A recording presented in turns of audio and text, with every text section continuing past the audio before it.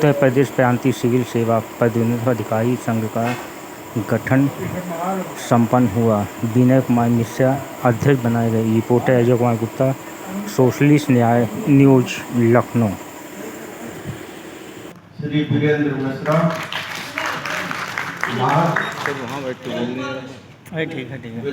विनय कुमार मिश्रा, महासचिव अनुराग सिंह, उपाध्यक्ष अंश मालिका सिंह, दूसरे उपाध्यक्ष धर्मेंद्र प्रताप सिंह, तृतीय उपाध्यक्ष आनंद मोहन उपाध्याय, संयुक्त सचिव श्रीमती सरिता शुक्ला, दूसरी संयुक्त सचिव श्री अजय आनंद वर्मा, तीसरे संयुक्त सचिव श्री अजय यादव, संगठन मंत्री पंकज दीक्षित, कोषाध्यक्ष श्रीमती अंश मालिका सिंह और लेखा परीक्षक श्री विनीत कुमार।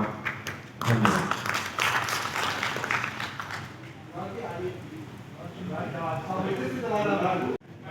उत्तर प्रदेश प्रांतीय सिविल सेवा पदोन्नति अधिकारी संघ के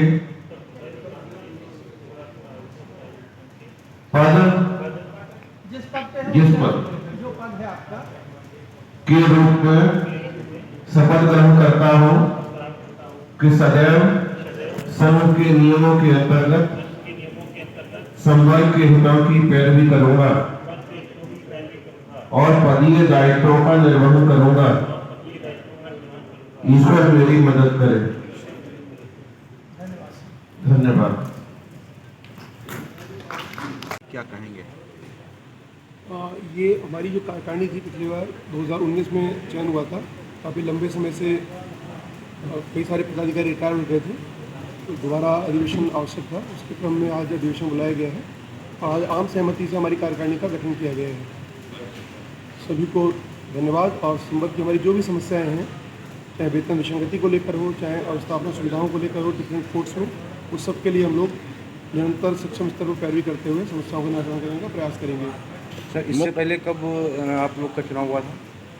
2019 में इससे पहले हुआ था। काफ़ी समय का अंतराल हो चुका है। काफ़ी समय का अंतराल हो चुका। इसके अंदर जो कुछ खास समस्याएं रही होंगी, क्या खास समस्या है आपकी? समस्याएं संवर्ग में मैंने आपको पहले भी चर्चा की कि वेतन विसंगति को लेकर कुछ चीज़ें हैं। कुछ हमारे न्यायिक पदों का गठन हुआ है, न्यायिक अधिकारियों के पदों का, उनके लिए अवस्थापना सुविधाएं हमारे लिए बड़ी आवश्यक हैं, जिन पर हमको बात करनी है। तहसीलों का काम बहुत विस्तारित होता जा रहा है, IT का टेक्नोलॉजी का बहुत यूज़ हो रहा है, उसको हम लोग कैसे और अच्छे से करा सकते हैं। कर्मचारियों की कमियाँ हैं, उनको लेकर हम लोग शासन स्तर पर अपनी बात रख सकते हैं। सबके लिए हम लोग प्रयास करेंगे। प्राथमिकता के आधार पर पहला कार्य क्या होगा आपका? सबसे पहले तो जो हमारी कर्मचारियों की कमी है, जिसके कारण हमारे कोर्ट्स प्रभावित हो रहे हैं, जिनका काम प्रभावित हो रहा है, उसको हम लोग प्राथमिकता को उठाने का प्रयास करेंगे।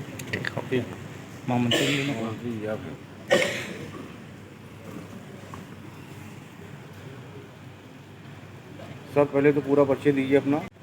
पूरे प्रदेश में जो हमारे संगठन के संवर्ग के सदस्य हैं, उनसे संवाद करना और उनकी सहमति ले करके जो मुद्दे हमारे अध्यक्ष जी ने अभी आपके सामने डिस्कस किए हैं, उन मुद्दों पर अपनी बात को समुचित तरीके से संबंधित विभागों को, जिसमें नियुक्ति और कार्मिक विभाग भी है, राजस्व परिषद भी है, राजस्व विभाग भी है, इन तीनों जगहों पर अपने संवर्ग की समस्याओं को उठा करके और सही तरीके से समाधान सुझाते हुए, और ये बात शासन को भी हम लोग स्पष्ट करेंगे कि ये जनता के हित से जुड़े मुद्दे, हमारे संवर्ग के मुद्दे नहीं हैं।